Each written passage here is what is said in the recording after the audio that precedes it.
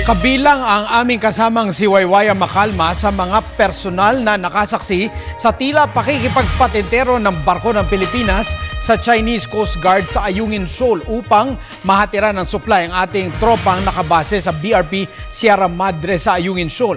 Ang kanilang karanasan ating tunghayan sa ulat na ito. Halos 2 buwan nang hindi napapalitan ang mga sundalo sa Naval Detachment ng Philippine Marine sa BRP Sierra Madre. 2 beses na tinangka ng militar na palitan at bigyan ng mga pagkain ang mga sundalong nasa Ayungin Shoal dahil pilit na hinaharang ng Chinese Coast Guard ang ating mga barko o maski ang mga malilit na bangka ng Pilipinas. Kaya walang magawa ang militar kundi bumalik na lang at sa ibang araw na lang ipagpapatuloy ang kanilang misyon. Sa unang pagkakataon, ngayon lang nagpasama ang AFP ng mga miyembro ng media patungo sa Ayungin Shoal at nakasama nga rito ang PTV4 News Team.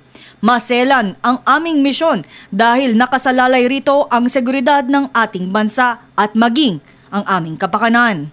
Kaya naman mahigpit na bilin sa amin ng militar na bawal sabihin na kami ay patungo ng Ayungin Shoal. Hindi rin pwedeng sabihin sa aming pamilya ang naturang misyon. Bawal rin sabihin ang Ayungin Shoal sa telepono at maging sa text message dahil maaari kaming mamonitor. Hindi rin namin alam kung sino-sino ang aming makakasama, maging kung ano ang plano sa mga susunod na oras at maging sa mga susunod na araw. Hanggang sa pagdating namin sa Palawan ay mapapansin mo kung gaano kadelikado ang aming misyon na harapin sa mga susunod na araw. Mula Puerto Princesa, Palawan ay nagbiyahe kami patungo ng Ulugan Bay. Sa sobrang haba ng biyahe ay mula rito ay bumiyahe na kami sakay ng isang bangka patungo sa aming sasakyang pandagat hanggang Ayungin Shoal na. Ngunit tumanggi na ang militar na sabihin kung saan nila dinadaong ang kanilang mga pangdagat na sasakyan para hindi malaman ang kanilang galaw.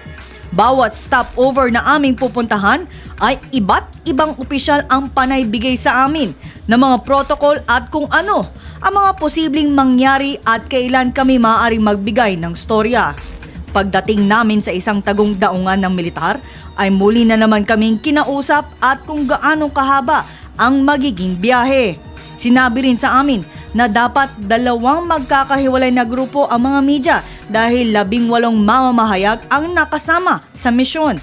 Isa lang ito sa mga plano at taktikang ginagawa ng militar para sa aming maselan na misyon. Higit 1 araw na kami naglalakbay patungong Ayungin Shoal. 3 strategiya ang sinabi sa amin ng militar, ngunit hindi namin alam kung alin doon ang paniguradong makakapasok nga kami sa loob ng Ayungin dahil pinaniniwalaan nga naroroon pa rin ang mga barko ng mga incheck. Oras din kaming nag-abang bago namin nakita ang mga barko ng China malapit sa Ayungin Shoal.